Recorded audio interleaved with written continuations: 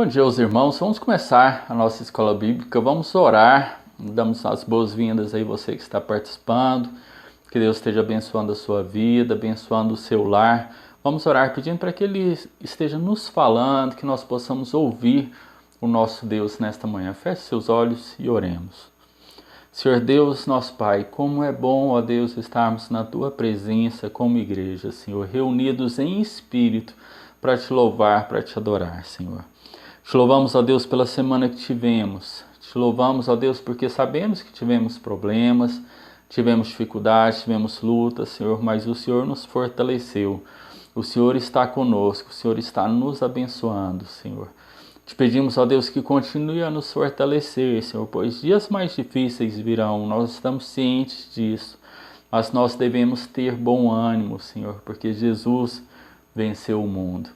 Senhor, esteja recebendo o nosso louvor, a nossa adoração, Senhor, falando aos nossos corações através da mensagem, através da leitura bíblica, através das músicas, Senhor, que nós possamos descansar em Ti, esquecermos os nossos problemas, nos concentrarmos naquilo que o Senhor tem para nos falar nesta manhã, Senhor. Esteja abençoando as nossas vidas, abençoando a cada lar que está participando deste culto, as pessoas que ainda assistirão, Senhor, que possam ser edificadas e transformadas nesse dia.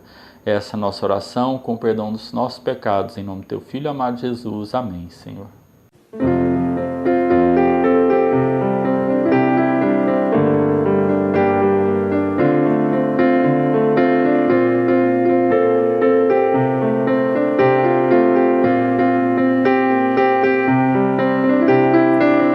Aqui diante de Ti, eu tenho tanto pra Te agradecer. Graças dou,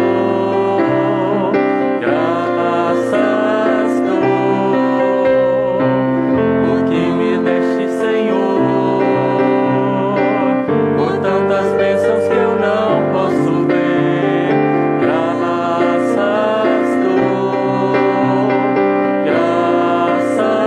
dou, o meu coração e o meu louvor, com as mãos aos céus, louvo-Te, Senhor. Graças dou, sempre a Ti eu graças dou.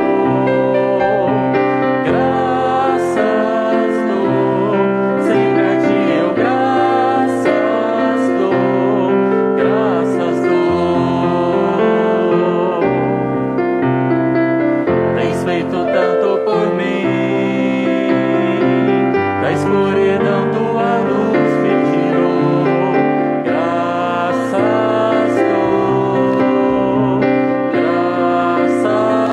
dou, por Teu amor e perdão, por meus pecados levados na cruz.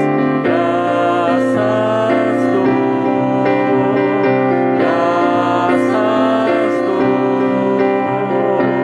o meu coração e o meu louvor, com as mãos aos céus, louvo-Te, Senhor.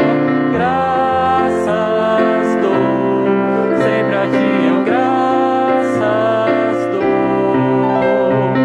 Graças dou, sempre a Ti eu graças dou. Graças dou. Vamos ler a palavra de Deus, Efésios 2, versos 4 a 10. Efésios 2, 4 a 10 diz assim: Mas Deus, que é riquíssimo em misericórdia, pelo seu muito amor com que nos amou, estando nós ainda mortos em nossas ofensas, nos vivificou juntamente com Cristo, pela graça sois salvos, e nos ressuscitou juntamente com Ele, e nos fez assentar nos lugares celestiais em Cristo Jesus, para mostrar nos séculos vindouros as abundantes riquezas da sua graça pela sua benignidade para conosco em Cristo Jesus. Porque pela graça sois salvos, por meio da fé. Isto não vem de vós, é dom de Deus. Não vem das obras para que ninguém se glorie, porque somos feitura sua, criados em Cristo Jesus para as boas obras, as quais Deus preparou para que andássemos nelas. Amém? Nós somos feitura sua, criados em Cristo Jesus para as boas obras, as quais Deus preparou, as boas obras para que nós possamos andar nelas. Amém. Amém. Vamos louvar ao nosso Deus. Momento de dedicação, vamos cantar águas purificadoras. Momento de dedicação, entrega dos dízimos, das ofertas, dedicação também das nossas vidas, dos nossos dons. Águas purificadoras.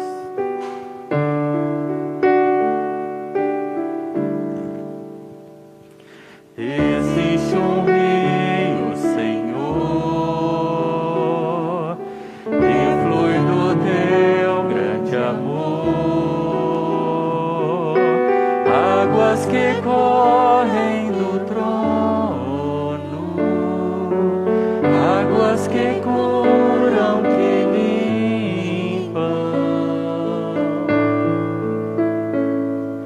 por onde o rio passar,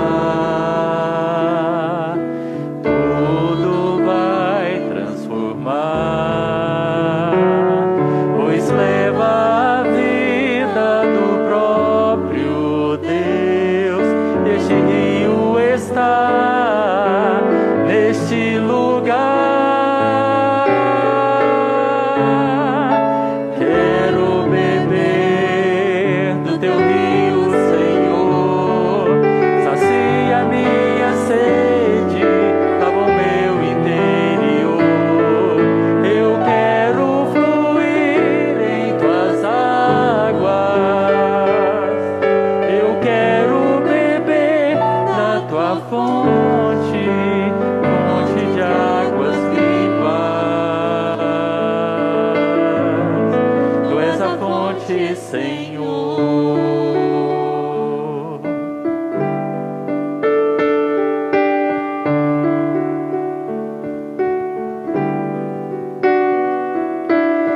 Existe um rio, Senhor,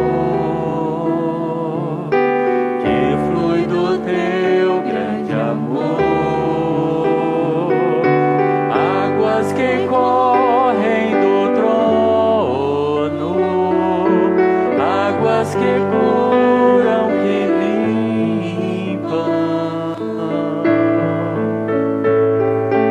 por onde o rio passar, tudo vai transformar, pois leva a vida do próprio Deus. Esse rio está neste lugar. Eu quero beber do teu rio, Senhor. Sacia minha sede, lava o meu interior. Eu quero fluir em tuas águas. Eu quero beber da tua fonte, fonte de águas vivas. Tu és a fonte, Senhor. Tu és o rio, Senhor. Tu és a fonte. Tu és a fonte, Senhor. Amém. Vamos orar, momento de intercessão, momento de colocarmos as nossas aflições, nossos agradecimentos, né, as nossas vitórias na presença do altar do Senhor, para que Ele cuide, para que Ele se direcione conforme a vontade dEle. É lógico que nós temos a nossa vontade, vamos colocar a nossa vontade também diante da presença do Senhor, insistir para que sejamos atendidos, mas que sejamos atendidos para a honra e para a glória do nome dEle. Vamos orar. Senhor Deus, nosso Pai, Senhor, te louvamos pelo teu amor, pela tua misericórdia, pelo teu cuidado para com o teu povo, Senhor. Te pedimos, ó Deus, que o Senhor esteja recebendo o nosso louvor, recebendo a nossa adoração, Senhor, recebendo este culto que prestamos a Ti. Meu Deus, colocamos perante o Teu trono de graça, Senhor, todas as nossas aflições. Ó Deus, colocamos nas Tuas mãos, Senhor, a vida da Ana Carolina. Meu Deus, temos orado, temos passado por dias difíceis, Senhor. Temos, Senhor, buscado a Tua presença, Senhor, solicitado um milagre nessa vida. E nós insistimos, Senhor, que o Senhor dê a ela a recuperação, Senhor. Meu Deus, nós Te pedimos em nome de Jesus que ela seja curada, Senhor. Senhor, Tu sabes todas as coisas, Senhor. Tu sabes, ó Deus, das aflições que a Juliana vem sofrendo, Senhor, vem sentindo. Tu sabes, ó Deus, da falta que seu esposo está sentindo, Senhor, seu pai, as aflições, sua família, nós como igreja, Senhor, unidas em amor a essas pessoas, Senhor, também estamos sofrendo.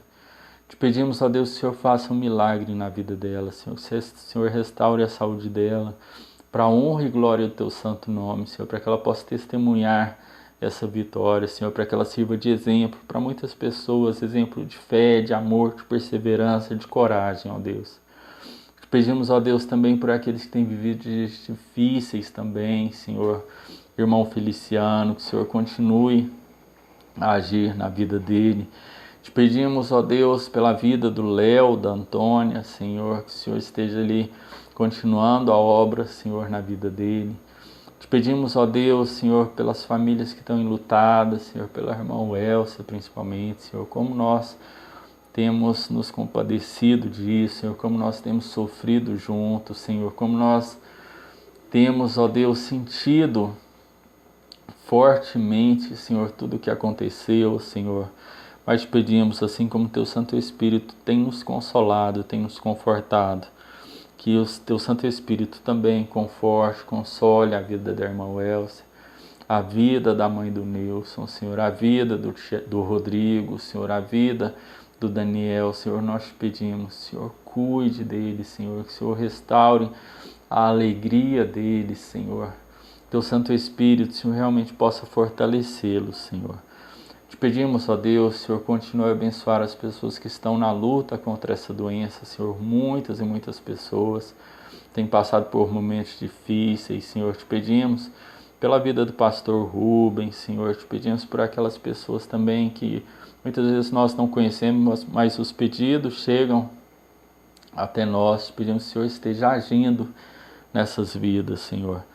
Te pedimos, ó Deus, pelas pessoas que estão perdendo o emprego, Senhor, por causa da pandemia, por causa das mudanças, Senhor, em relação a essa nova ordem, Senhor, de fechamento de instituições, Senhor, de fechamento de comércio em várias cidades, Senhor. Te pedimos, ó Deus, Senhor, tem misericórdia dessas pessoas que estão passando por dificuldades. Esteja, ó Deus, levantando o Teu povo para ajudar, Senhor, para acolher essas pessoas.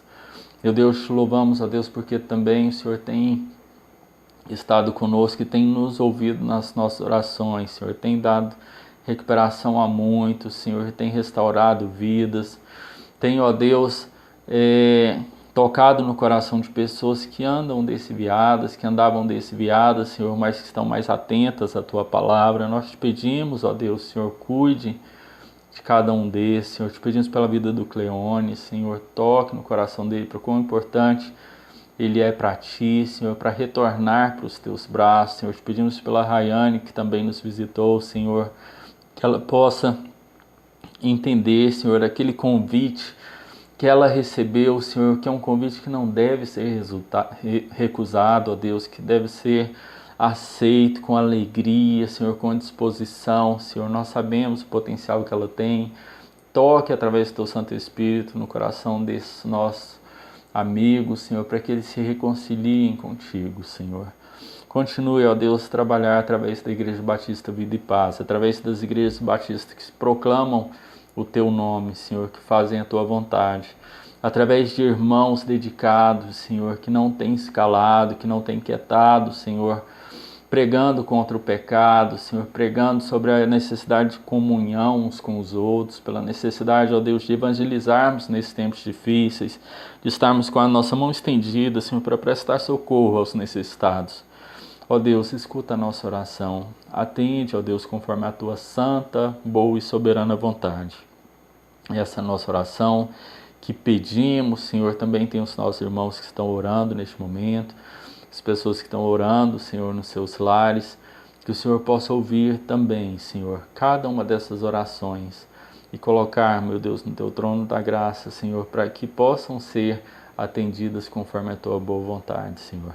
É isso que nós te pedimos, agradecidos, Senhor, com perdão dos nossos pecados, em nome do teu Filho amado Jesus. Amém, Senhor.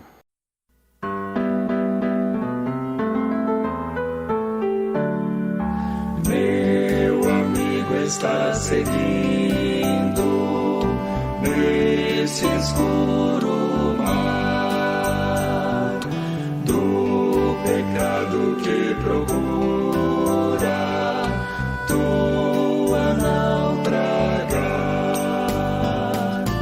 Meu amigo está seguindo por perigo sem igual. Está seguindo para o porto divinal,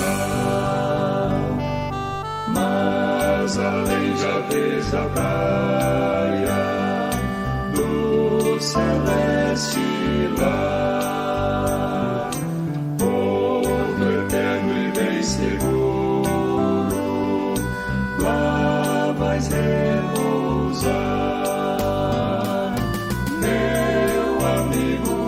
Está seguindo por perigo sem igual.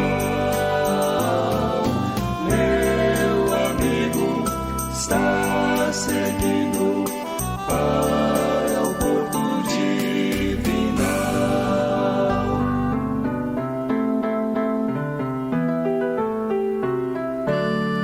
Sem o guia Jesus Cristo, hás de perecer, só conseguirás salvar-te pelo seu poder. Meu amigo está seguindo por perigo sem igual. Meu amigo está seguindo para o porto divinal.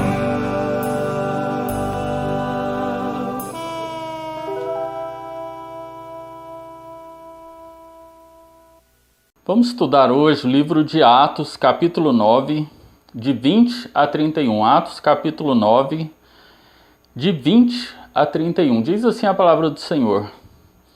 E logo nas sinagogas pregava a Cristo, que este é o Filho de Deus. E todos os que o ouviam estavam atônitos e diziam: não é este o que em Jerusalém perseguia os que invocavam este nome?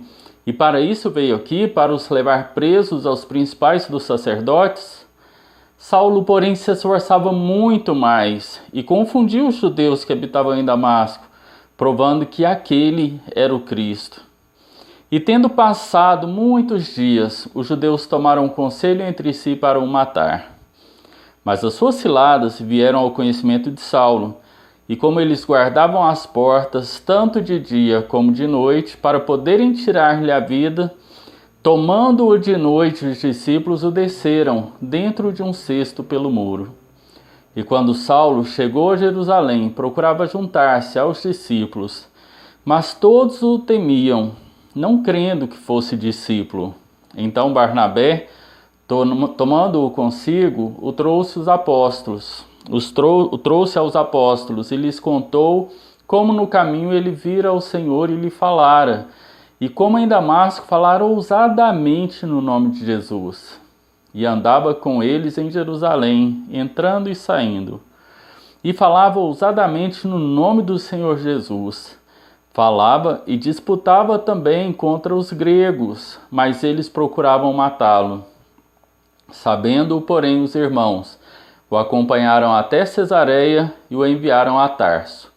Assim, pois, as igrejas em toda a Judeia e Galileia e Samaria tinham paz que eram edificadas e se multiplicavam, andando no temor do Senhor, na consolação do Espírito Santo. Amém?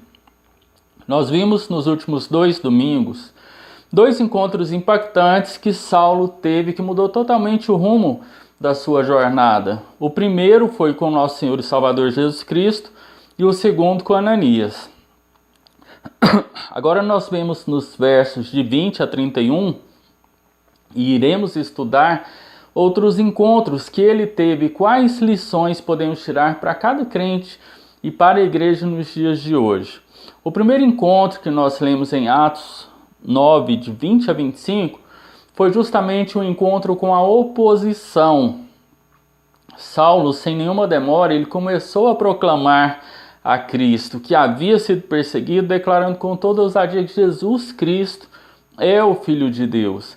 Esse título, a propósito de Filho de Deus, é usado apenas no livro de Atos, nessa passagem, mas Paulo faz uso dele pelo menos 15 vezes em suas cartas, e fez deste título uma das principais ênfases do seu ministério. Então, Jesus Cristo é o Filho de Deus, é uma das principais ênfases. E essa atitude de Paulo de pregar a esse Jesus Cristo, o Filho de Deus, essa transformação drástica que ele teve, causou grande espanto aos judeus de Damasco. Interessante observarmos que Saulo começou a testemunhar já no lugar de onde ele estava. E é assim que deve ser, quando uma pessoa se converte, ela não precisa esperar ir para um campo missionário, ir para um seminário. Ele deve evangelizar, ele deve testemunhar. Daquele momento em diante, ele já testemunhou do impacto que Jesus havia feito na vida dele. Obviamente será um testemunho muito mais valoroso, porque aqui está no auge do primeiro amor. Talvez falte muito conhecimento, vai faltar muito conhecimento, mas o Espírito Santo vai estar tocando no coração da pessoa. E esse auge do primeiro amor, esse engajamento, essa vibração, ela deve ser usada para nós pregarmos a partir de onde nós estamos. E foi isso que ele fez. Ele começou a testemunhar de Cristo a partir de onde ele estava. A palavra de Deus nos diz que ele se esforçava cada vez mais para convencer as pessoas que Jesus era o Cristo. Aqueles homens então ficaram confusos, não entendiam aquela transformação e também, por conta da maneira como ele agia antes, não entendiam o seu novo discurso, seu novo testemunho. Isso acontece na vida de muitos convertidos, muitos recém-convertidos, quando se encontram com aquelas pessoas que levavam a mesma vida, uma vida sem Cristo, uma vida de prazeres pessoais, uma vida de interesse próprio, acabam criando espanto, criando dúvidas e principalmente inimizades, porque o mundo não quer amizade com Deus, ele quer inimizade com Deus e vai querer também com aqueles que seguem a Jesus Cristo, com aqueles que proclamam o seu nome, que proclamam a salvação.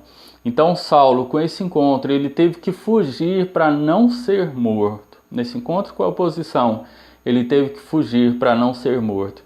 É provável que tenha sido nessa ocasião que Paulo visitou a Arábia, porque lá em Gálatas 1,17 ele relata assim: nem tornei a Jerusalém a ter com os que já antes de mim eram apóstolos, mas parti para a Arábia e voltei outra vez a Damasco. Então ele foi para a Arábia, ficou um tempo lá. Não temos como saber quanto tempo foi ao certo, mas sabemos que em 3 anos ele voltou para Jerusalém, conforme ele diz lá no verso seguinte ao que acabamos de ler, lá em Gálatas 1,18. Então, como devia estar a cabeça de Saulo, sua conversão, a visita a Ananias, seus primeiros testemunhos e agora a perseguição. Provavelmente Deus orientou ele a passar algum tempo sozinho, de modo que Deus pudesse ensinar a sua palavra, ensinar o que ele queria ao próprio Saulo. Muitas coisas precisavam ser esclarecidas na mente de Saulo antes que ele pudesse ministrar de modo ainda mais eficaz. Ele já fazia isso, mas de modo ainda mais eficaz como apóstolo de Jesus. Após esse período fora, ao voltar para Damasco, Saulo começou a testemunhar novamente. Os judeus tentaram calá-lo, o apóstolo sentiria cada vez mais como era ser a caça em vez de ser caçador. E esse foi apenas o começo de coisas terríveis que ele sofreria em nome de Jesus Cristo. Conforme Deus já havia falado para Ananias lá em Atos 9:16, que ele havia de padecer pelo meu nome. Sem dúvida, deve ter sido extremamente humilhante para Saulo ter ser conduzido até Damasco sem enxergar, depois ter que ser retirado às escondidas dentro de um cesto, como se fosse um criminoso. Mas foi assim o encontro com aqueles que estavam antes com ele no mesmo barco, Saulo, mas agora eles eram opositores, eram inimigos. Eles não aceitavam a nova vida, a nova conduta que Saulo tinha. E ao longo da sua vida, o apóstolo Paulo foi odiado, foi caçado, foi traído por judeus, também por gentios. Em 2 Coríntios 11:26 ele diz: em perigos entre patrícios, em perigo entre gentios. Ao ler o livro de Atos, nós vemos como a oposição e perseguição cresceram até o apóstolo terminar como prisioneiro lá em Roma, mas ele considerou um grande privilégio poder sofrer por amor de Cristo. Ele não ficou se fazendo de vítima, não ficou se fazendo de coitadinho, mas sim de bravo guerreiro, enfrentando o que tinha que enfrentar por ser chamado e sustentado por Deus por uma grande causa. Em 2 Timóteo 3:12 diz assim: ora, todos quanto querem viver piedosamente em Cristo Jesus serão perseguidos. Então, se a gente quer viver, está vivendo piedosamente em Cristo Jesus, nós temos a plena convicção de que seremos perseguidos. Se você não está sendo perseguido, tem que reexaminar a sua vida, porque a perseguição virá. Talvez ela não tenha vindo ainda, mas ela virá. 2 Timóteo 3:12 deixa bem claro isso. Quando nós encontramos a Cristo, encontramos perseguição, encontramos oposição, encontramos inimizades. E a partir do verso 16, agora Saulo ele tem um encontro com os cristãos em Jerusalém, que foi o segundo encontro. Ele já havia se encontrado com Ananias, alguns cristãos aí de acordo com o que nós estudamos no domingo passado, mas agora o contexto é diferente. São irmãos de outra região. Esse encontro com esses cristãos de Jerusalém foi diferente. Ele foi realizado em 2 estágios. O primeiro estágio, sem dúvida, foi a rejeição. Atos 9:26 diz assim: quando Saulo chegou a Jerusalém, procurava juntar-se aos discípulos, mas todos o temiam, não crendo que fosse discípulo. A princípio, os cristãos da igreja tiveram medo de Saulo, tiveram receio de Saulo, assim como Ananias teve. A tradução literal do grego diz que Saulo procurou continuamente participar da comunhão com os cristãos. Ele insistia para isso, mas eles não o aceitaram. Está claro que, em primeiro lugar, eles tinham medo dele, muito medo, e provavelmente pensavam que sua nova atitude, essa atitude amistosa, era apenas um subterfúgio para ele se infiltrar no meio deles e levar a cada um deles preso, para tramar algo contra os discípulos. Eles imaginavam isso. Além disso, eles não acreditavam sequer que ele fosse um discípulo de Jesus, quanto mais um apóstolo que havia visto Cristo ressurreto. E essa atitude nos parece estranha, pois sem dúvida os cristãos de Damasco avisaram a igreja de Jerusalém que Saulo havia se convertido, que ele pregava o evangelho. Talvez o sumiço dele por 3 anos, nesse período de 3 anos, tenha dado um ar suspeito, tenha trazido assim muitas dúvidas a respeito do testemunho dele. Poderiam pensar onde ele estava, o que ele havia feito, por que estava demorando tanto para entrar em contato com os líderes em Jerusalém. Além disso, com que direito ele se chamava de apóstolo, uma vez que não havia sido, no entender deles, escolhido por Jesus. Então, uma série de perguntas contribuiu para criar um clima de suspeita e de medo. Então, ele foi rejeitado a princípio. Esse foi o primeiro estágio do encontro dele com os cristãos. Nós já tivemos na nossa igreja A visita de nossos irmãos fazem um trabalho maravilhoso no Ministério Pão e Vida. E já tivemos a oportunidade também de visitá-los. E nós conhecemos nesses encontros um irmão que teve uma vida marginalizada, viveu à margem da lei, era uma pessoa agressiva, perigosa. Mas como nós já o conhecemos depois da sua transformação, depois que ele já havia encontrado com Cristo, isso não fica tão notório para cada um de nós. Agora imaginem aqueles que conheceram ele, conheceu esse homem violento, esse homem que cometia crimes, esse homem que não tinha receios, que não tinha respeito pela família, não tinha respeito por ninguém.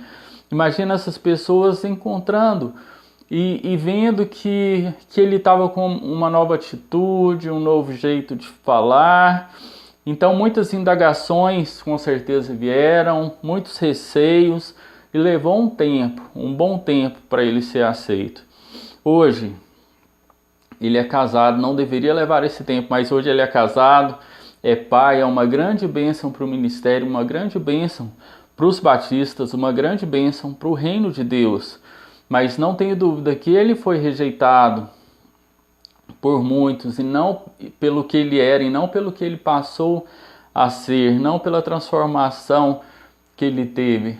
Tem um amigo meu, também teólogo, que fala assim que as pessoas da igreja, quando vão se referir a um crente, muitas vezes eles usam, não é aquele ex-drogado, é aquele ex-viciado em bebidas, é aquele que adulterou a mulher. Então fica sempre ali levando o pecado que a pessoa cometia, mas não leva em consideração a transformação, não vê as qualidades dessa nova vida, desse novo testemunho.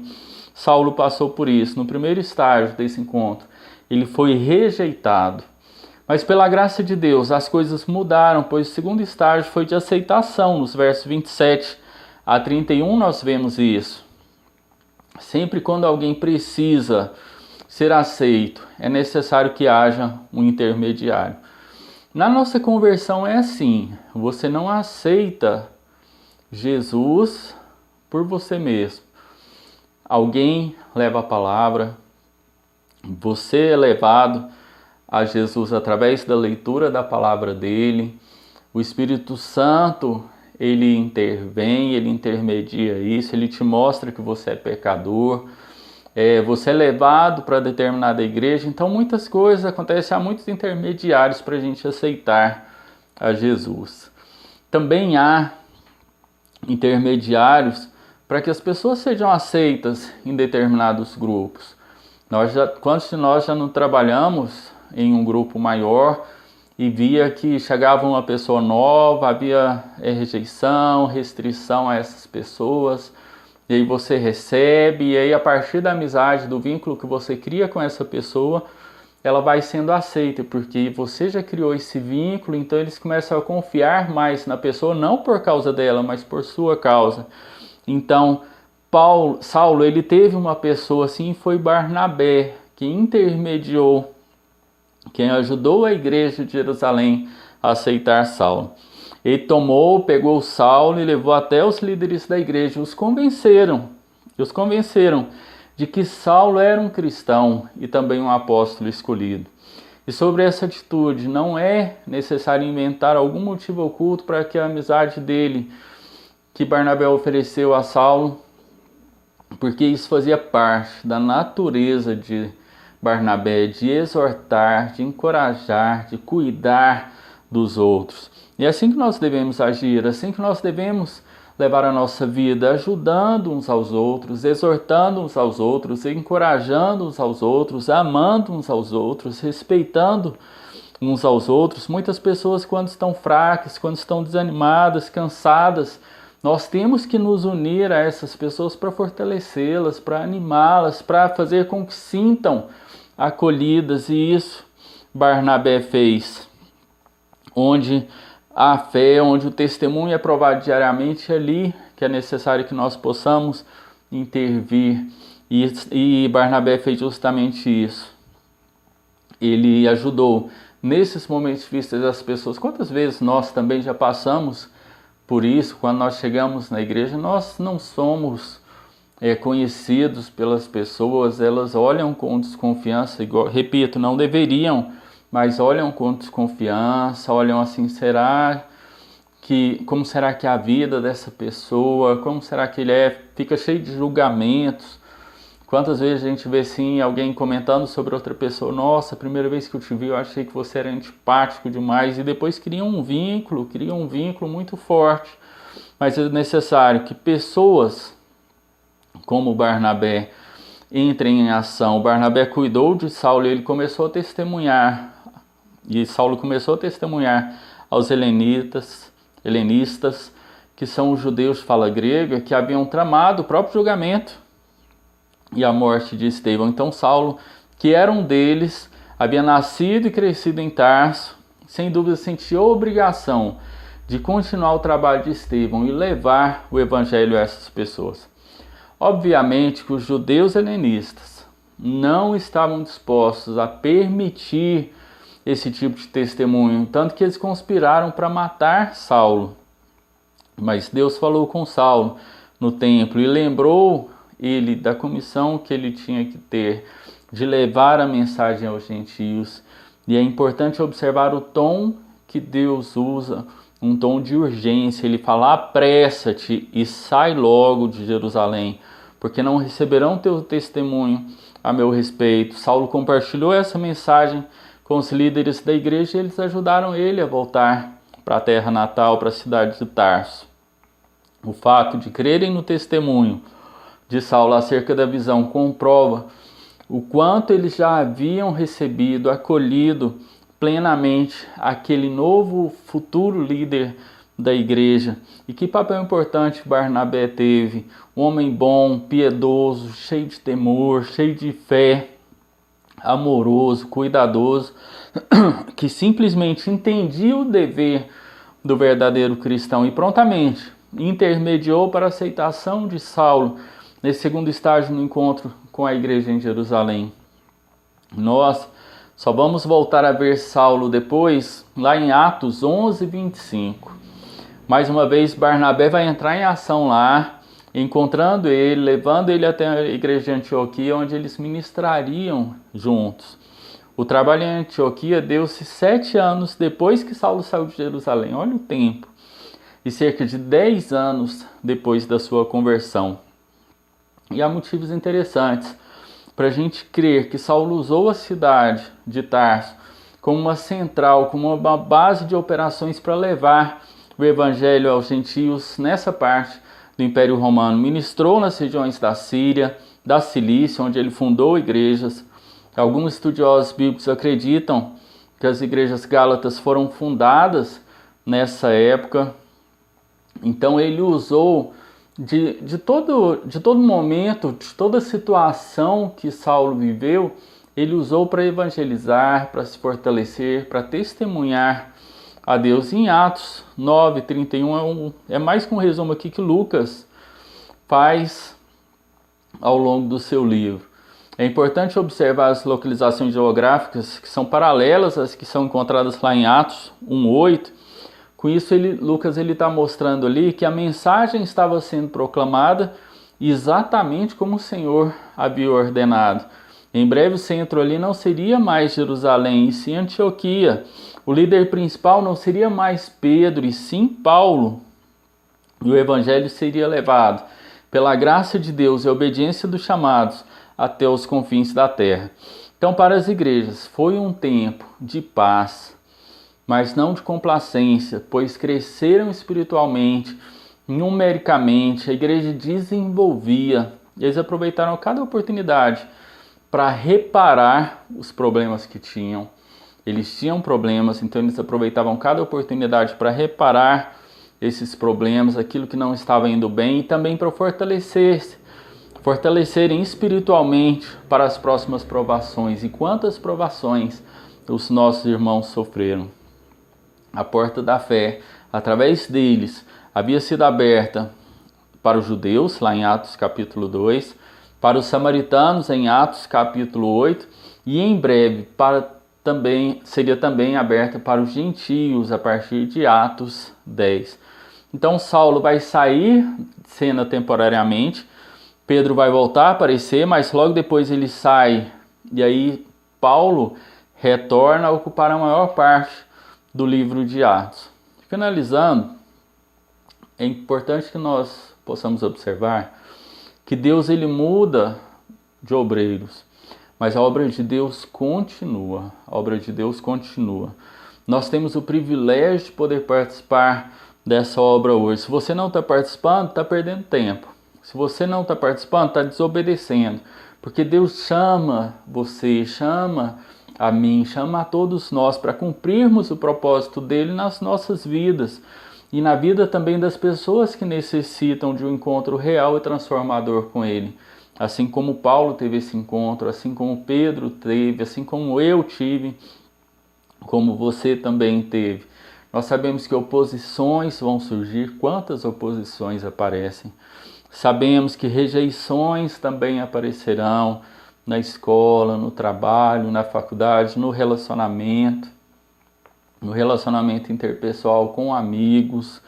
Então rejeições vão aparecer, mas quando nós colocamos Deus no centro da vontade, nós ficamos em paz conosco, porque nós sabemos que estamos realizando a vontade dele, sabemos que ele vai nos usar para que nós possamos ser instrumentos dele na obra, e nós veremos os frutos que serão colhidos. Nós vimos aí no verso 31, que diz assim: assim, pois, as igrejas em toda a Judéia e Galileia e Samaria tinham paz, e eram edificadas e se multiplicavam, andando no temor do Senhor e na consolação do Espírito Santo. Que nós possamos desenvolver aquilo que está proposto para cada um de nós, que nós possamos sermos intermediários de pessoas que ainda não conhecem Jesus, através do nosso testemunho.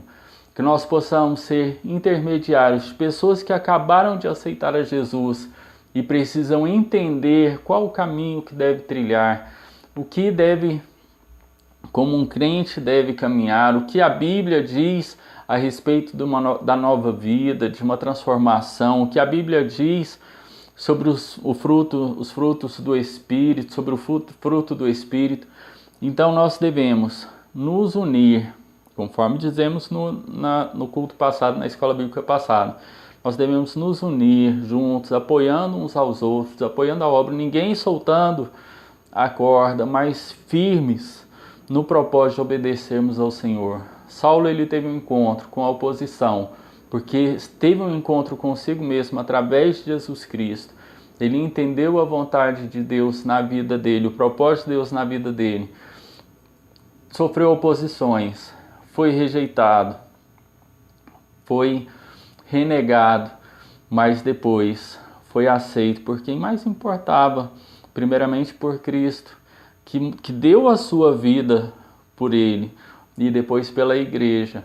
E quando Barnabé e Saulo andavam juntos, e depois virou Paulo, maior apóstolo entre gentios, nós vemos os resultados dos livros que ele escreveu, da obra que ele fez, das igrejas que ele fundou, o quanto ele foi relevante na obra do Senhor. Que nós possamos seguir esses exemplos, irmãos, que temos estudado no livro de Atos. Muitos bons exemplos. Nós vemos que a igreja tinha problema. Toda igreja tem problema, porque quando entra um pecador nela, ela começa a ter problema.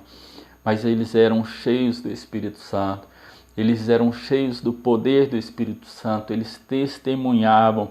Eles eram edificados, eles tinham paz, multiplicavam, andavam no temor do Senhor. Isso é importante, andavam no temor do Senhor, na consolação do Espírito Santo. Que assim nós possamos fazer também e cumprirmos o propósito que Deus tem na minha vida, na sua vida, na Igreja Batista Vida e Paz, na Igreja do Senhor, para que muito em breve, através da nossa obediência, Cristo volte e nos leve para o nosso lar celestial, sem sofrimento, sem tormenta, onde haverá uma paz plena e real. Que Deus esteja abençoando a cada um dos irmãos neste domingo, que aproveitem para glorificar o nome do Senhor. Fiquem com Deus.